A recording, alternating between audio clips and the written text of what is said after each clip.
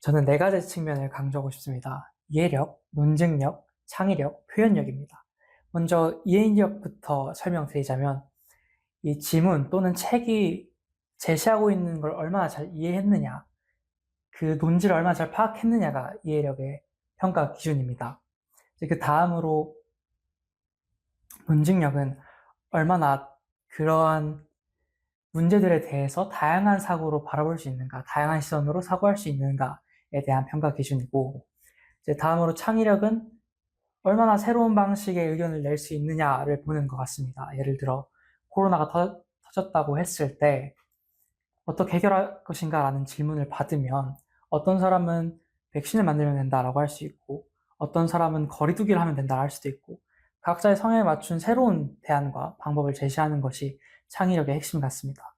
마지막으로 표현력은 너무 당연한 것이 이 위에 세 가지 조건이 잘 갖춰 있더라도 글을 쓰는 방식이 눈에 잘 안 읽히거나 좀 정리되어 있지 않다면 그 자체가 좋은 글이라고 평가를 받을 수 없기 때문에 마지막 표현력까지 중요한 평가 기준들이 된다고 봅니다. 이제 방금 말씀해 주셨던 이해력, 논증력, 창의력, 표현력, 이게 사실 앞서 말씀해 주셨던 것들을 총 집합한 것 아닐까 하는 생각이 드는데, 초등학교 때는 좀 많은 독서를 통해서 많은 개념들을 접하는 것 때문에 거기서 이해력이 길러지는 것이고, 그때부터. 그리고 중학교 때 좀 다양한 맥락에서 이 개념들이 어떻게 적용되는가, 그런 측면에서 좀 논증력이 그때부터 또 본격적으로 길러진다.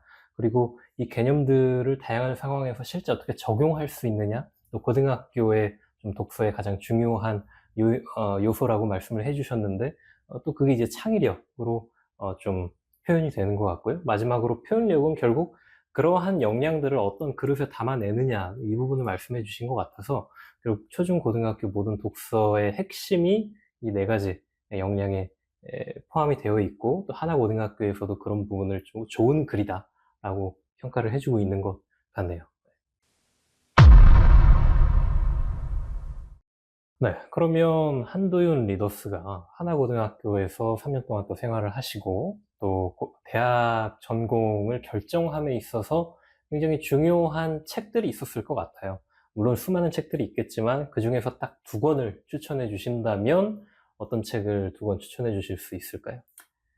우선 일종의 정량적인 측면이라고 해야 되나요? 저의 진로를 결정하는 데 있어서 가장 큰 영향을 미친 책은 초예측이라는 책입니다. 초예측이라는 책은 유발 하라리나 제레미 다이아몬드 같은 유명한 인사들이 인터뷰하는 형식이 담겨 있는 책입니다. 제가 그 책에서 느낀 거는 이제 미래 사회에는 데이터가 정말 중요한 자원으로서 활용될 것이고, 그 데이터를 얼마나 잘 활용하는지 또 얼마나 잘 재가공할 수 있는지가 미래의 어떤 경제적 가치와 부를 창출할 수 있는 중요한 수단이다라고 그 책을 보면서 깨달았습니다. 그리고 이제 단순히 그런 지점만 보는 것이 아니라 또 다른 측면에서는 너무 그런 발전에만 치중하는 것이 아니라 지속 가능 개발이라고도 하죠. 이제 과연 우리가 사회 다양성을 어떻게 포용할 수 있고 그것들을 개발하는 과정에서 적용해 가면서 균형감을 맞출 수 있을지에 대하여 그러한 유명한 석학들의 의견을 읽어보는 경험이 저에게는 큰 도움이 되었습니다. 그다음에 또 다른 책으로 어쩌면 저의 자아 형성이나 가치관 형성에 도움이 된 정성적인 관점에서의 책이라고 표현할 수 있는 책은 데미안입니다. 데미안은 제가 살면서 지금까지 약 3번 정도 읽은 것 같습니다. 중학교 6학년 때, 중학교 2학년 때, 그리고 고등학교 2학년 때 읽었는데요. 사실 막 그렇게 많이 읽을 정도로 재밌는 책이냐라고 궁금해하시는 분들도 있을 수 있습니다. 초등학교 6학년 때 처음 읽을 때는 저도 이게 뭔 책이지? 이게 재밌진 않은 것 같은데 약간 불쾌한 느낌도 들고, 하지만 고전이라니까 하면서 약간 오기로 읽은 책인데요.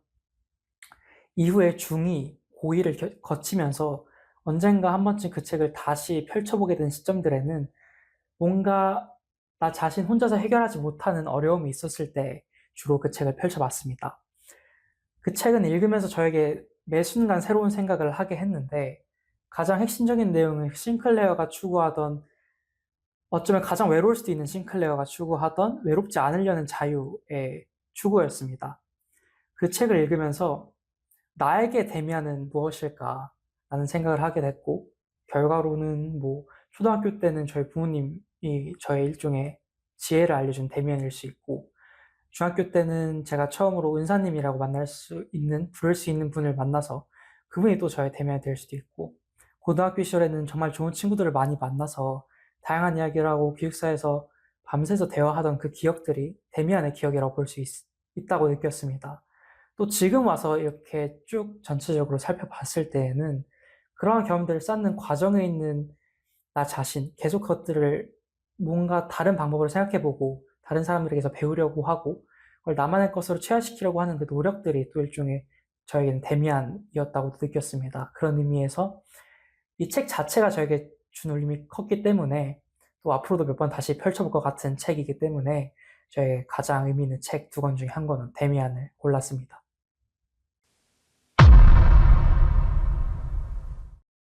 네, 오늘 계속해서 하나고등학교의 좀 장점들 이야기를 듣다 보니까 왜 하나고가 우수한 학교인지 좀 조금 더 축약해서 말씀을 좀 부탁드리고, 한 가지 더 궁금한 것은 어떻게 보면 하나고등학교도 한도인 리더스에게 일종의 데미안의 역할을 해준 것 같은데, 그렇다면 이 데미안을 통해서 궁극적으로 이 사회에서 한도인 리더스가 어떤 활약을 또 펼치고 싶으신지, 네, 이렇게 좀 두 가지 말씀해 주시면 감사하겠습니다.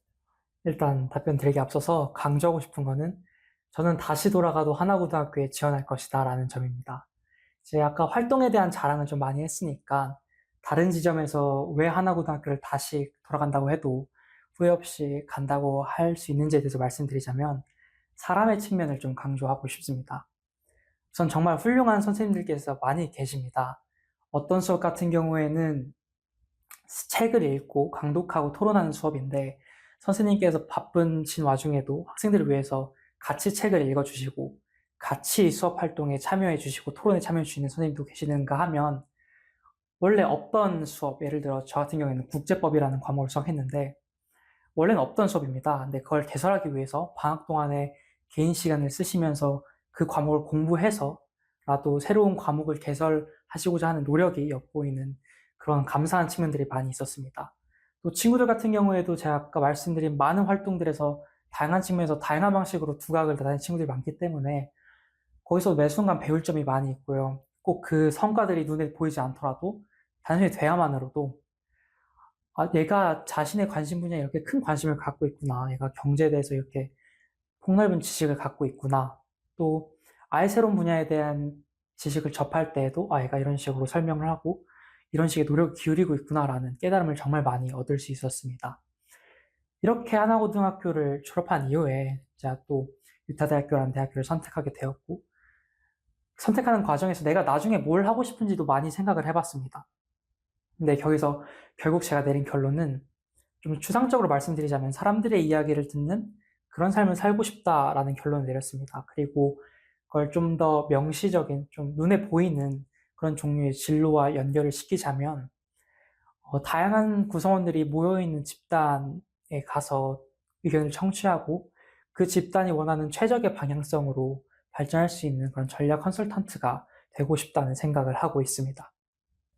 네, 오늘 긴 시간 함께 해주셨는데, 마지막으로 우리 카이저 융합독서 논설학원 유튜브 시청자분들 중에 하나고등학교를 준비하고 있는 학생들, 또 그들을 키우고 있는 학부모님들 시청하고 계실 수도 있거든요. 그들에게 좀 한마디 해주신다면, 네, 부탁드립니다.